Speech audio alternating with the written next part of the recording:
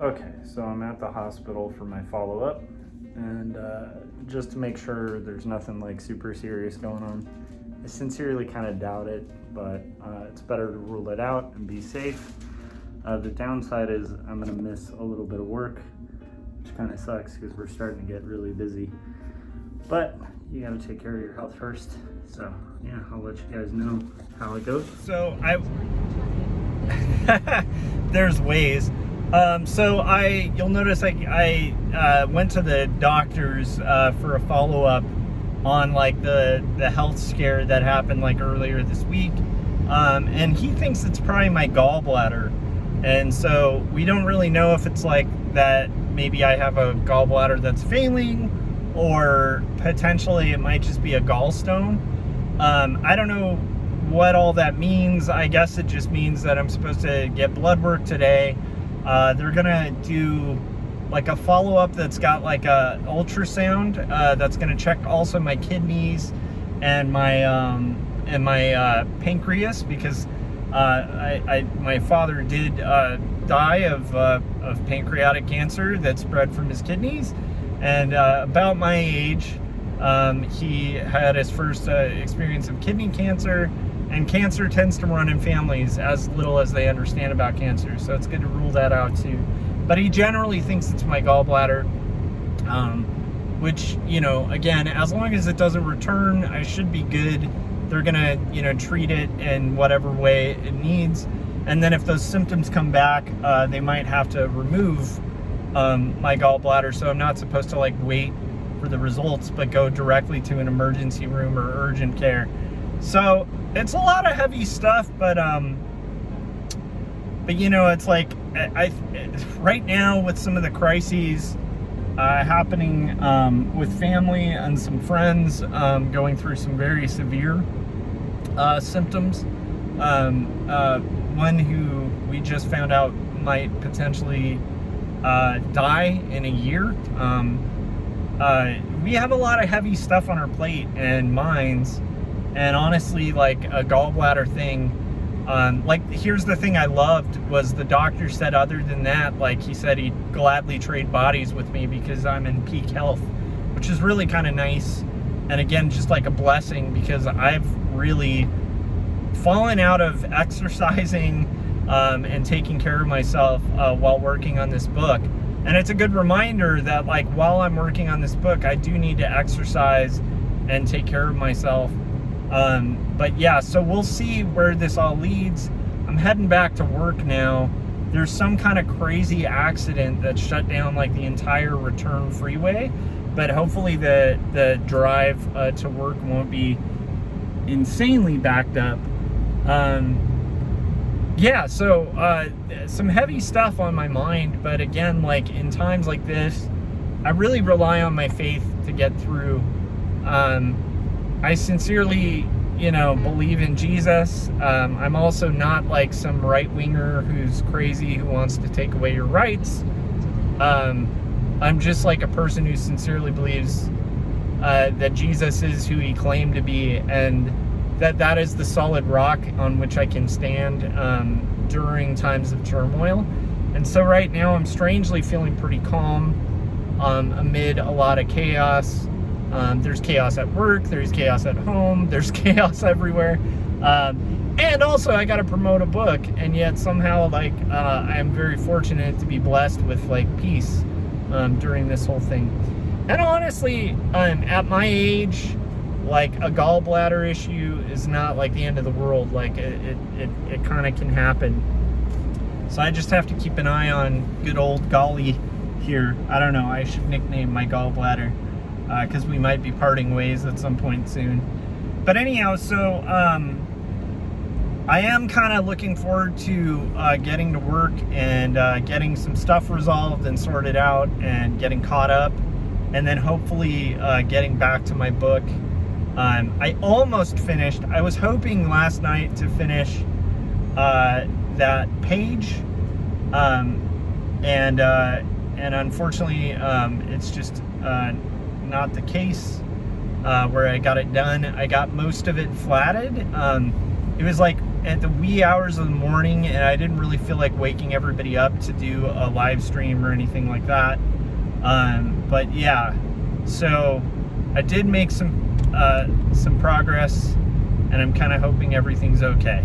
So we'll see. All right.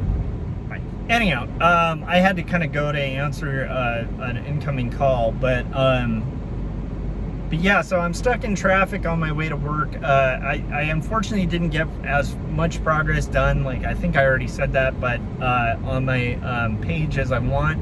But tonight I should be able to finish the flats for page 20 and then start roughing out and comping out the next few pages, which are going to be a lot more complex and going to require some intense historical research.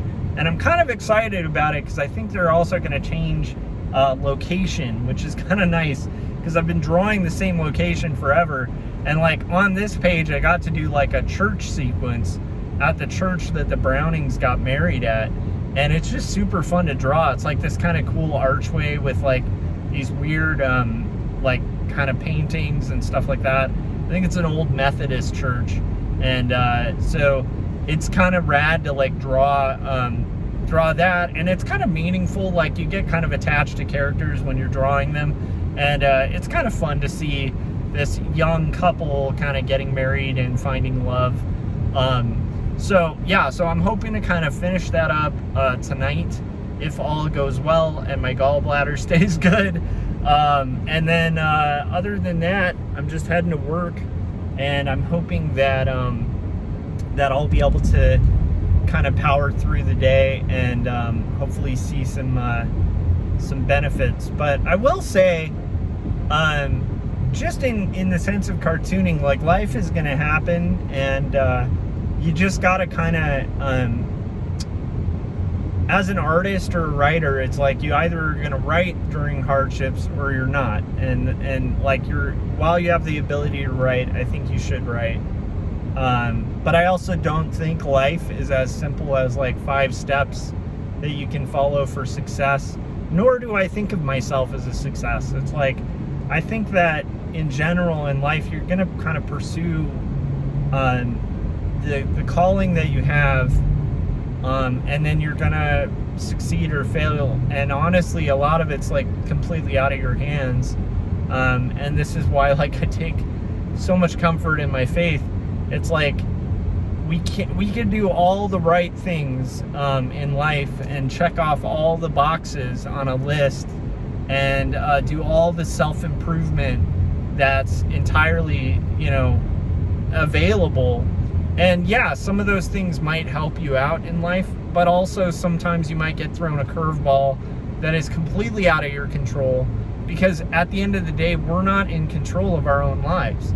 Like, we're in control of how we respond sometimes to outer circumstances, and that's it. Like, and strangely, that might sound depressing to say like, hey, we're not in control, but it's actually somewhat refreshing. For me, I find that like when I get I struggle with severe depression. I wrote a whole book about it, 2 Stories, book 1. And also I wrote a little bit on some of the things that caused me depression in Jacob's apartment. And yet, like, one of the biggest reasons that I would feel depressed or get into like feeling depressed or hopeless or something like that is like when I get the illusion that I'm somehow controlling circumstances, that somehow my actions are leading to bad things.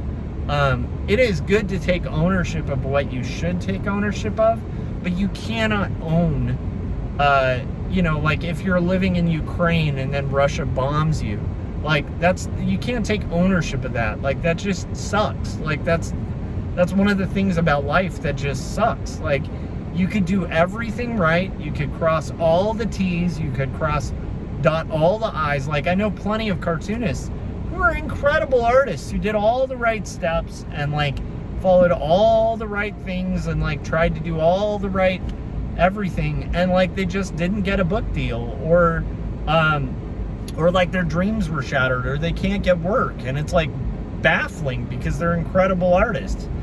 These things are potential things in life. And so I think while it's good to remember you have agency and you have a choice in how you respond to things, and that some of the things that you do will bear fruit in this world, and some of the things you do wrong will bear bad fruit in this world. It's like, there is definitely some truth to that. Like, if you conduct yourself in a certain way, you can definitely determine your future in a bad direction, right? But outside of that, like, we are in a world where, like, bad people get good things sometimes, and good people have bad things happen sometimes, and it's not always fair. And I think that's, I mean, it's a cheesy thing. My parents used to say it growing up, where they say life is unfair.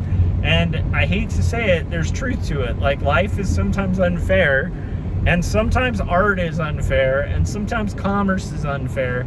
But the one thing we can take comfort in is the fact that there's somebody bigger than us that's controlling our destiny, basically. And that doesn't mean you take away all responsibility and agency. Like, no, you own what you need to own. But at the end of the day, you kind of need to surrender, surrender the fact that you are not in control of your life. Like, no one is in control. We are much at the mercy and the beck and whim of other people and of the world, and that gives us an extra responsibility to other people and to the world. But also, we don't carry that. We aren't gods. We can't carry those things on our shoulders. And I don't know. Like, for me, that's really comforting. For other people, it may not be. But I will say, that's basically where I'm at. This is my vloggins. I thought I'd follow up because, like, I did mention the little health scare thing yesterday, and yeah, I mean, I might as well follow up today. I hope you guys are enjoying these vlogs. I don't know if I have anything profound to say other than I got some work to do tonight. What are you guys working on? Let me know in the chats, or in the comments, I should say. And how do you guys respond to crisis, and, like, what is your rock? Like, what is your solid area? And do you find comfort in the idea of, like, not having control over every single thing in your life, or does that freak you out? For me, it sounds scary, but it's very comforting. I know that, like, to somebody who's, like, not a believer or whatever, they'll look at that and be like, well, why would that be comforting? You're just, like, basically believing a delusion to feel better. I know that that's what other people might say, but I sincerely believe it, and it is comforting, and comfort is power. The weird thing is, I don't feel a lot of comfort from most delusions. Like, I could pretend I'm a really famous cartoonist, and maybe that makes me feel comfort, but it erodes very quickly. It's not a very stable comfort, right? Because I have to kind of face up to the fact that I'm not. Like, not a lot of people know my comics, not a lot of people know my art, but I do really sincerely believe in Christ and his existence, and so yeah, so, like, that's a comfort to me. But I'm curious what the comfort is for you guys. What do you find comfort in when crisis comes up? What are your kind of, like, go-tos? Like, I'll tell you another thing. Man, a glass of whiskey every once in a while. Not that that's, like, the place to turn to for comfort, but for me, it is nice to occasionally have a glass of whiskey and just kind of relax and just sort of accept where I am, or what is coming up. But yeah, I'm curious what you guys have. Do you have any techniques or anything like that? Let me know. And I hope everything's good. I hope everything's good with you guys. I hope you're blessed with good health. And I hope you're able to make stuff. Like, I know, like, a lot of people who watch this channel are really, like, fighting tooth and nail to try to make good work and great work. And I feel like quite often, I'll take the stance of, because I like inspiring other artists, or, like, looking at artists who are trying and finding some comfort, or not finding comfort, like, trying to push them to be their best and, like, kind of reach their goal, and, like, stop kind of making excuses and make comics, that kind of thing.